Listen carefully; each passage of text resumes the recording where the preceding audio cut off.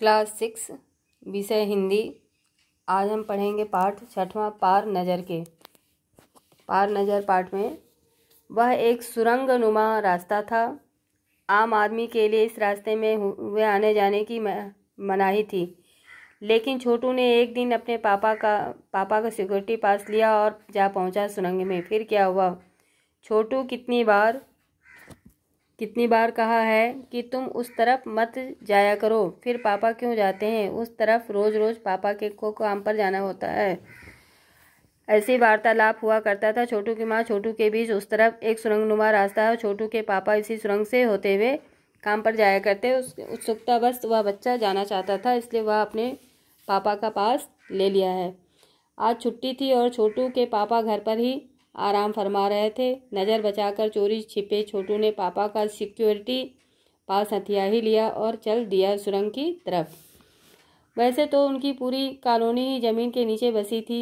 यह तो सुरंगनुमा रास्ता था। अंदर दिए जल रहे थे और प्रवेश करने से पहले एक बंद दरवाजे का सामना करना पड़ता था। दरवाजे में एक खांचा बना हुआ था। छोटू ने खांचे में कार्ड डाला, तुरंत दरवाज़ा खुल गया। छोटू ने सुरंग में प्रवेश किया। अंदर वाले खांचे में सिक्योरिटी पास आ गया पहुंचा, उसे उठा लिया। कार्ड उठाते ही दरवाज़ा बंद हुआ। छोटू ने चारों तरफ नज़र दौड़ाई। सुरंगनुमा का रास्ता उस तरफ की ओर जाता था, यानी ज़मीन के ऊपर का सफ़र कर आने का मौका मिल गया था, मगर कहाँ, हाथ लगते ही फिसल गया। सुरंग में जगह जगह लगाए निरीक्षक यंत्रों की जानकारी छोटू को नहीं थी, मगर छोटू के प्रवेश करते ही पहले निरीक्षक यंत्र में संदेहास्पद स्थिति दर्शाने वाली हरकत हुई। इतने छोटे कद का व्यक्ति सुरंग में कैसे आया? दूसरे निरीक्षक यंत्र ने तुरंत छोटू की तस्वीर खींच ली। किसी एक नियंत्रण केंद्र में इस तस्वीर की जांच की गई और खतरे की सूचना दी गई। इन सारी गतिविधियों से अनजान छोटू आगे बढ़ रहा था।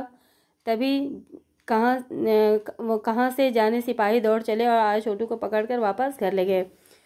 छोड़ो भी, मैं इसे समझा दूंगा सब, फिर वह ऐसी गलती कभी नहीं करेगा। पापा ने छोटू को बचा लिया। बोले छोटू, मैं जहाँ काम करता हूँ वह न क्षेत्र जमीन से ऊपर है। आम आदमी वहाँ नहीं जा सकता, क्योंकि वहाँ के माहौल में जी ही नहीं सकता। तो फिर आप कैसे जाते हैं? छोटू ने सवाल किया। और ऐसे छोटू का सवाल और जवाब होता रहा। इसके बाद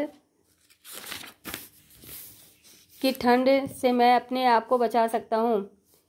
छोटू सुन रहा था। पापा आगे बताने लगे। एक समय था जब अपने मंगल ग्रह पर सभी लोग जमीन के ऊपर ही रहते थे, बगैर किसी तरह के यंत्रों की मदद के, बगैर किसी खास किस्म पोशाक के हमारे जमीन के ऊपर रहा करते थे। लेकिन धीरे धीरे वातावरण में परिवर्तन आने लगा और उसकी वजह से लोग धरती पर रहा करते थे। एक के बाद एक सब मरने लगे। इस परिवर्तन की जड़ में सूरज में वहाँ का परिवर्तन। सूरज से हमें रोशनी मिलती है, उष्णता मिलती है। इन्हीं तत्वों से जीवों का पोषण होता है। सूरज में परिवर्तन होते ही यहाँ का प्राकृतिक संतुलन बिगड़ गया। प्रकृति के बदलते हुए रूप का सामना करने में यहाँ के पशु पक्षी, पेड़ पौधे, अन्य जीव अक्षम साबित हुए। केवल हमारे पूर्वजों ने इस स्थिति का सामना किया।